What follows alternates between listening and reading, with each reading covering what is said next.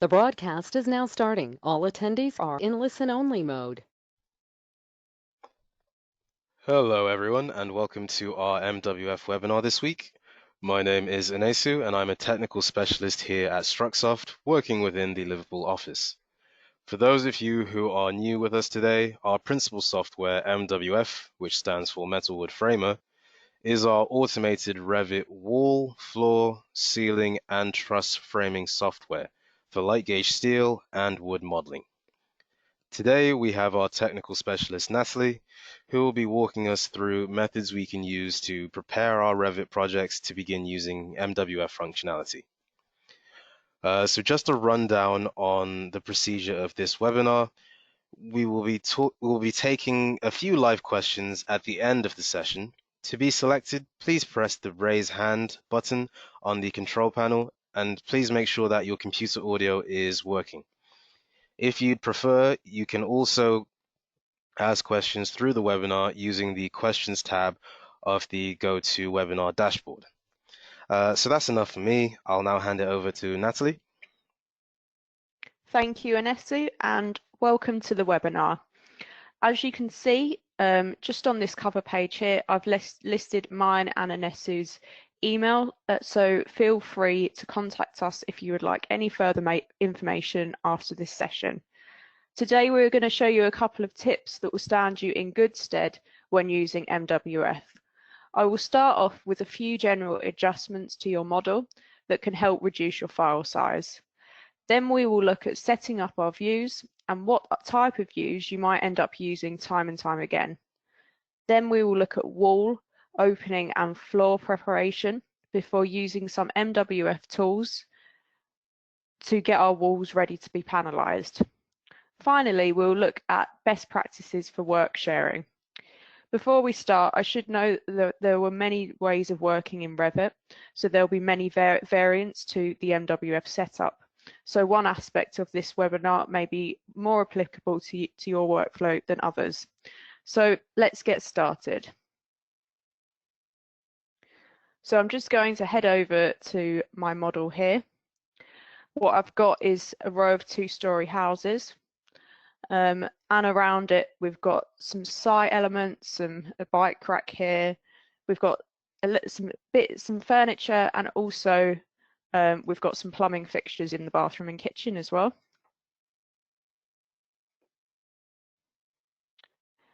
And we also have the same on our ground floor. So the first thing I'm going to do, it seems like quite an obvious thing, but it's really important, is to resave this file. It is up to you if you want to work within the file you already have or create a new file, especially dedicated to your framing. However, in this new framing model, I am going to remove a couple of aspects of the model just to make it work a little bit quicker. And when the file's smaller, MWF is a lot more efficient. So just while that's saving, after this, I'm just going to look at that those furniture items and that site that I've got around the building and just remove that because it's not something we'd necessarily need in the framing process. When you're doing this, it might be quite useful to look at some of your furniture and think, am I possibly going to need that that cabinet if I'm going to put a backing member in one of my panels? So in that case, I wouldn't delete that furniture, just hide it, because you will end up needing that in the future. So I'm just picking some plumbing fixtures, the planting and furniture, and we're just going to get rid of that for the time being. The next thing that we're going to do is we're going to run a purge on the model. It's quite important that you do this straight away, really, is one of the first things once you've resaved your model, because when you load your data in MWF, you want to have already performed this purge, because you don't want the purge to take out any important information that's going to that's MWF's going to load into the model. So it's picked up on 500 items there that have been purged, but for luck, we normally run a purge about 3 times because generally there's some families that are dependent on other families that won't be deleted. So in the second purge, it's picked up 160, and then 1 more for luck. So that should have reduced our file size a little bit there and streamlined the model. The next thing we're going to do is we're going to load in some of the families that we might need when we're panelizing our panelizing our walls. This could include studs and tracks or wood members if you're using that. It's also important to think about what sort of members you're going to use around your openings, because these might be, if you're using a box header, it might be something slightly bigger. Also, if you're going to use any clips in your panels, it's good to get it in now because you won't have to come back to this later on. So I'm just picking some light gauge studs and column studs. And once I've selected them, I get a window up here, which will let me specify which sizes I want to use. So I'm just going to select some here. We've got quite a lot of sizes loaded in within our library. However, if you do have a standard size, you are able to edit the families and make the changes that suits your size of member.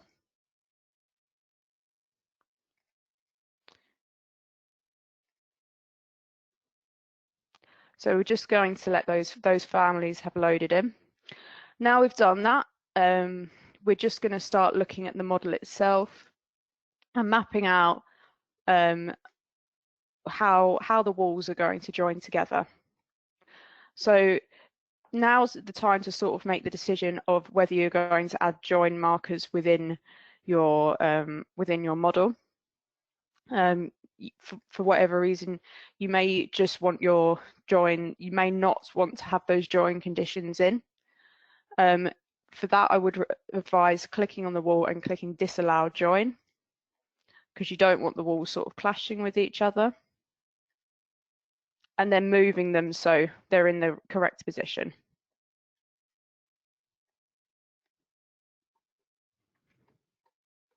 And then you may want to have a join at the exterior wall here, but then not at this junction here. You might want a continuous wall, and then your internal wall just to stop at the edge of the wall here.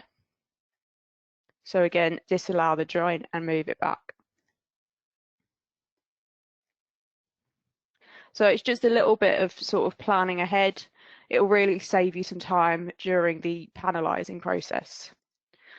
The next thing we're going to look at is the walls that we have, the external walls. In some cases, you might see this in a Revit model where it's going from the ground floor right up to the roof. For some types of building, this might be absolutely fine. If you want to see a schedule of quantities for your wall, it might be useful to split everything up so you can see exactly how many walls you're going to need. For certain types of framing, a vertical split might be useful, especially for platform framing, as you might want to split your walls just under and above the floors. However, if you don't need this, you don't have to use a Revit split in the Modify tab to split up your walls. You can use our vertical split markers, which you can just find down here in the structural connections.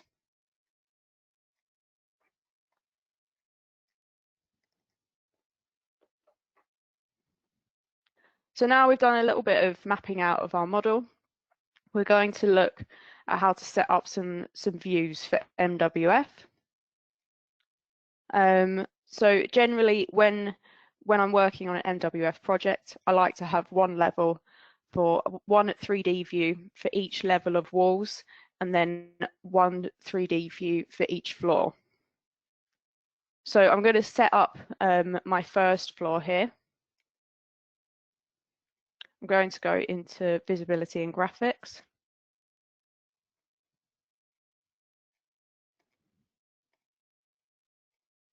And in this view, I'd like to be able to see my walls and also the structural connections, columns and framing.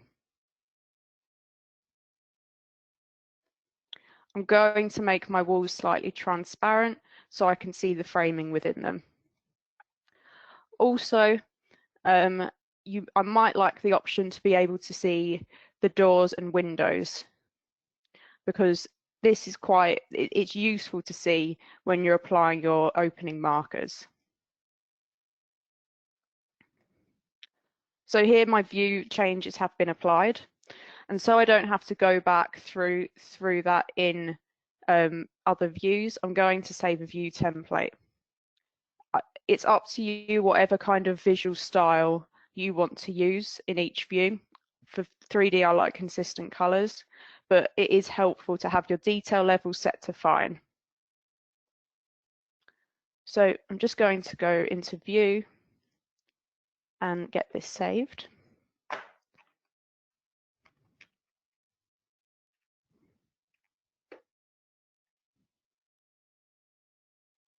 Then any additional changes you'll be able to put in here.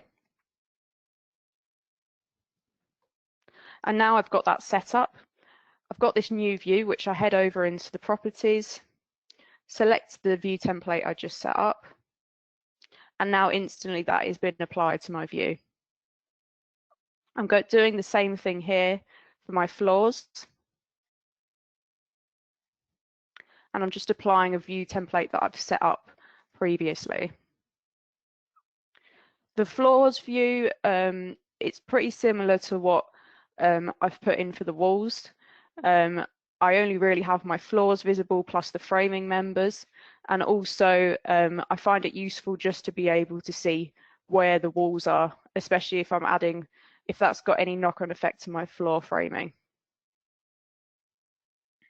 The other views that I find quite useful during the MWF process is when I go into my structural views, I'll duplicate it and dedicate some plan views to framing. This is useful as well for if I wanted to create a section and look at a particularly a junction in depth. Also, if I wanted to create a detail view to be put on shop drawings, that would be quite useful to do when I'm from a section. Now I'm going to have a look at my wall types. Hopefully your wall types shouldn't have to change in your Revit model, but there are a couple of things that you need to check ahead of framing them. I've just gone into my properties and I'm looking into the sort of layered structure of the wall here. And the two main things I need to look out for in single layer walls is making sure that the structural layer is the correct material of what we're going to use for framing, and also it's the correct width, and then you can have that ticked off here. I've just got some cladding as a finish. If you are planning on using multi-layer walls, here is the time to add in your extra layers. Say maybe you're having sheathing or battens, wherever they are, if they're above or below the structural layer, that's where they're going to be framed in the wall. So it's quite important to get everything set up here. You can preview what the wall's going to look like as well, which is quite helpful. So I'm quite happy with that wall. I'm just going to check my interior walls to see everything's okay. So this is a concrete masonry wall, which isn't what I want to use for my framing. I need a metal stud layer. So what I'm going to do is just go back and duplicate this wall. I'm going to rename this instead of as a block wall. I'm going to rename it as a stud wall, but I'm just keeping the naming conventions pretty consistent with what we've already got. And I'm just going to change that over.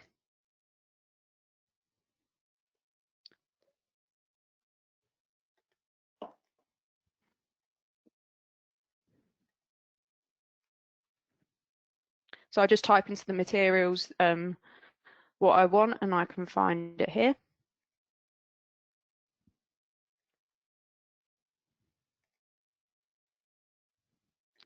And now I've updated my wall type.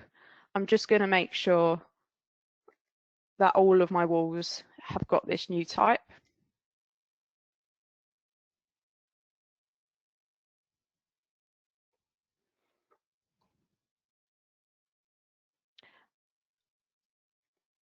The other thing to note is that if you're working in a Revit model with curtain walls or stacked walls, you might want to change this now because MWF doesn't frame within those walls. Now I've got my wall types sorted. I kind of want to have a look and just make sure that my wall types are in the correct geometry, because your panels are going to follow the geometry of the walls. So now you might want to split your walls up using Revit split, or you could consider using our split markers if you just want to keep the original geometry of the walls. It's quite important to make sure that there's no initial attachments on these walls to the floors or to the trusses, because this can have a knock-on effect to the framing, especially when you're truss framing. The last thing I do with checking the walls is just go through and if the structural layer, the placement of your structural layer has changed, so it's gone from being central and you've added like a couple of layers on the outside, you might want to go through and check how your walls are joined, because this again may change of where you're going to use your join markers and how you're going to apply them. So next I'm just going to look at the doors and windows within the wall, and there's a couple of criteria that you need to check through to make sure everything's going to work smoothly with MWF. So I've got some walls and doors here, and I'm quite happy with that because they're in the wall and door family. I just double check that nothing is going to be a generic model, because MWF will not frame around that. Now I'm going to just go into the family. I want to double check that my rough height and width is the same as the size of my window. And then I'm going to go and edit into editing the family, and I want to look at the reference level.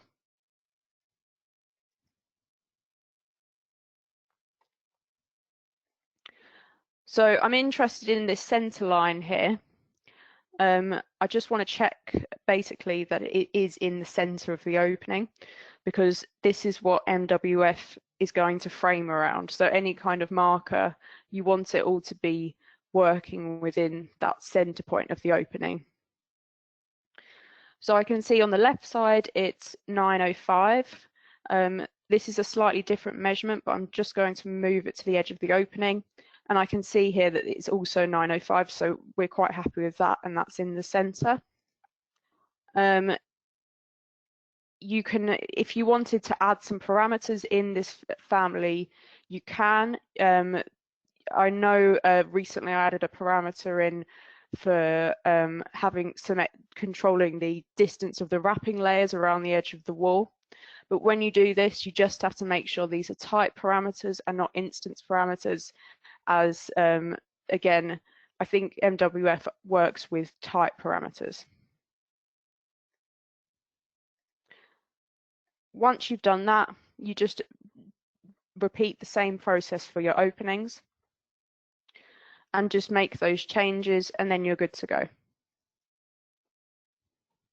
So now we're going to look at our floors, which is a similar sort of process, but there are some differences. I want to go in and look at the structure of the floor.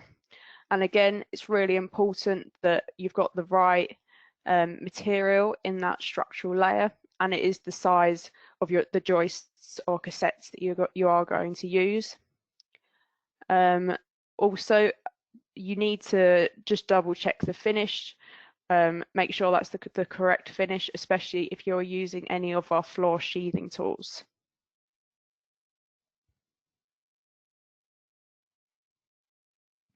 You need to make sure the floors follow the correct geometry, as this is going to have a knock-on effect for the framing. I'd also go into the boundary and just double check everything's on a closed loop. I've got a void here in my floor. This isn't a problem for MWF, but when I use the floor cutter later, it won't recognize this void and it will just create a consistent floor panel. So that's something to bear in mind. Also, to get your floors ready, again, make sure that there's no wall attachments and just double check all the wall and floor connections to make sure everything's correct. So I'm going to use my first bit of MWF functionality in the webinar, and that will be our floor cutter. So I've just set up some model lines here of how I want my floors to be split up. And I'm going to select those and head over into MWF. And I'm selecting my floor cutter.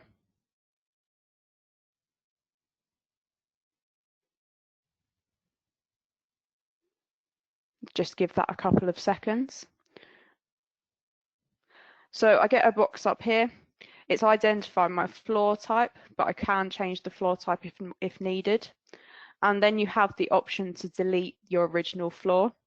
For my particular example, I'm not going to do that because, well, I'll show you what happens.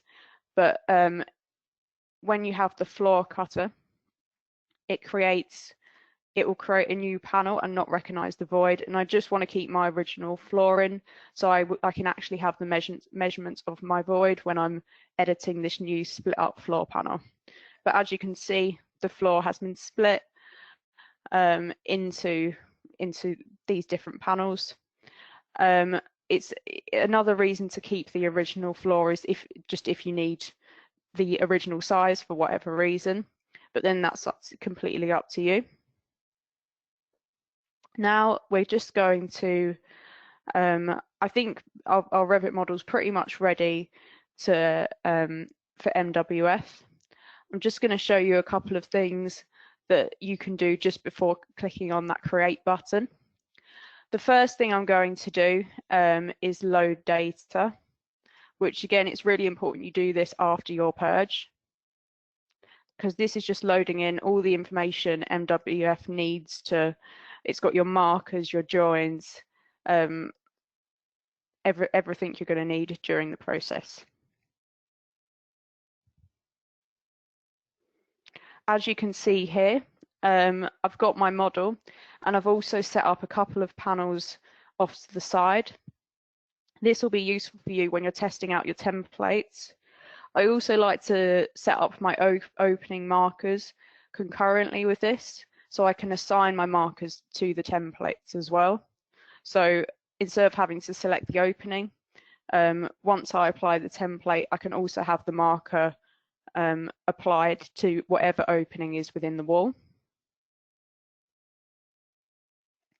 So I've already set up a couple of templates before this, and I'll find those in Template Manager. You have a couple of options here. If you want your templates to be used on lots of different projects, it's quite useful to save them on the disk. I've saved mine in the project because they are specific just for this project here. So we've made that the active template. You create new templates by just grabbing what you've got and copying them, and then applying the changes in the properties and updating them accordingly.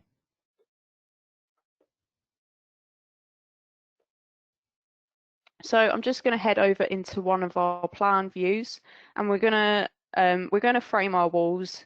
I'm just going to apply a couple of pre-panel processes beforehand. So I'm just going to change this to fine. So we already have a split marker in here. I'm just going to go down into my structural connections and drag in some horizontal split markers because we've got one long wall here. I've also got a join already in here. And the last thing I'm going to do is apply a benchmark. Benchmarks are really useful for if you want alignment between your walls and floors. This is quite useful for platform framing as it gives an even distribution of loads. So I'm going into benchmark by selecting points. And you have two types of benchmark. One is your default, which you select a point and MWF will frame around that. You also have your grid. Grids are quite useful because they can span across the project and you can change the spacing within the type properties. For now, we're just going to use our default. And you can have a sequence of these throughout your model. So I'm just going to put in one for now, but you can specify how many you want, and then you just are able to click throughout your plan.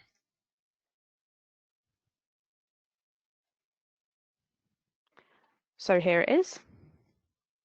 And now I'm just going to frame these panels.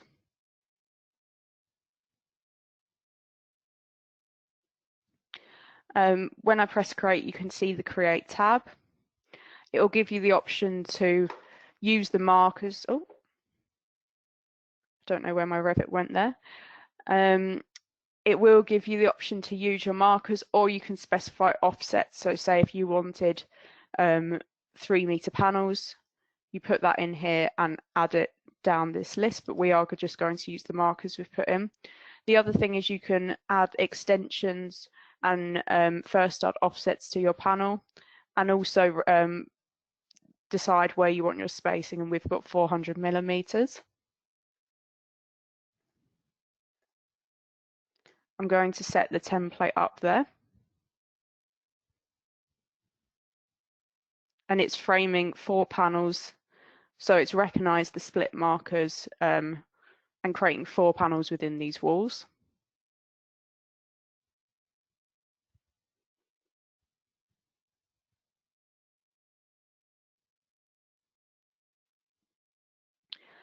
Now, as soon as the panels are framed, you get the properties up. I want to make a change to all of these panels. This isn't a good idea if you have panels with lots of different templates, as this change will take every single change from one of this top panel and apply it to the other panels. But as these panels have all the same template, I can just grab them all and they'll all have this one change I'm just going to make, which is to associate the benchmark to the panels. So I'm going into the structural members and I'm choosing the benchmark for the stud arrangement. And we're just going to choose the benchmark that we've made now.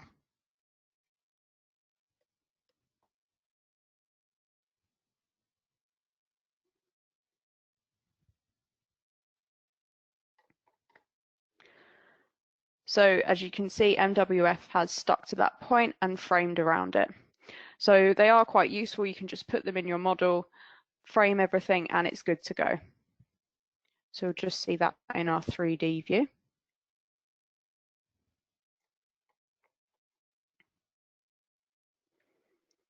And we've got our panel join member put in here, even though we've got a little bit of an offset on the end with the wall.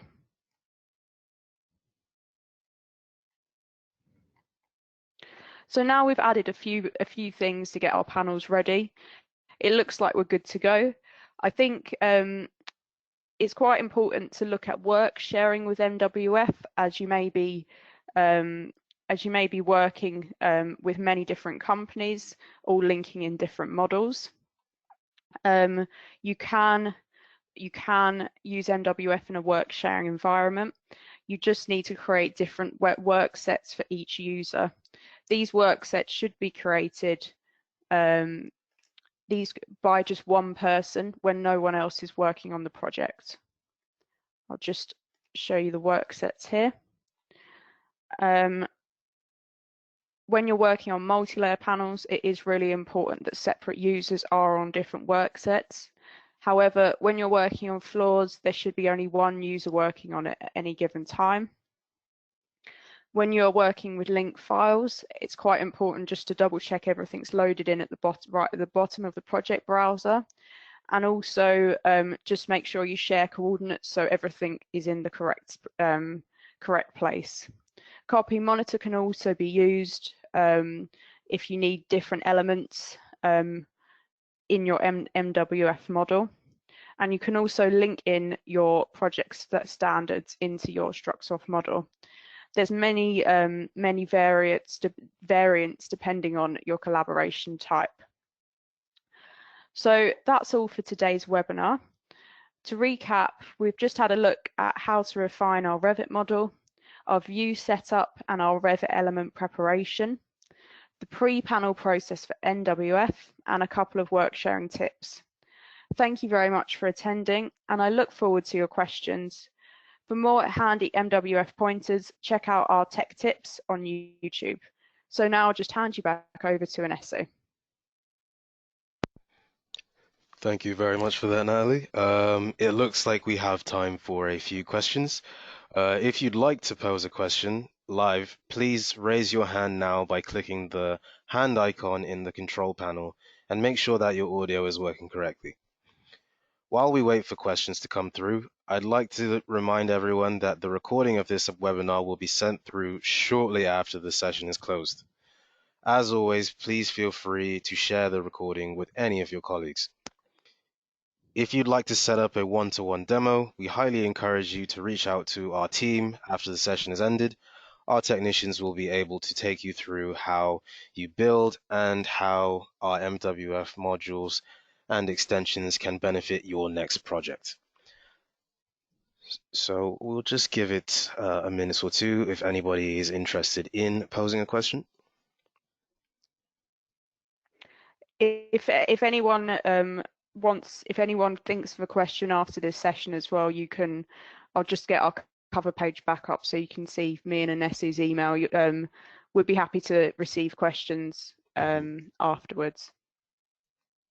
Yeah.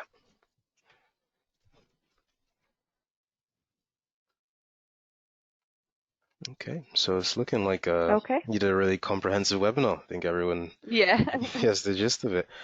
Okay then, I guess we'll wrap it up for today. For any further questions, as Natalie said, please feel free to email over us through those details, and we'll get back to you, of course. Once again, thank you very much, Natalie, for the webinar. Thank you, everyone, for registering for this webinar. Stay tuned because we'll be having these sessions every Wednesday for the next few weeks. In fact, the next week's session will actually be covering shop drawings within MWF, which is a very powerful tool. So stay tuned for that. We will now be ending the webinar. Thank you for attending and thank you for your time. Goodbye.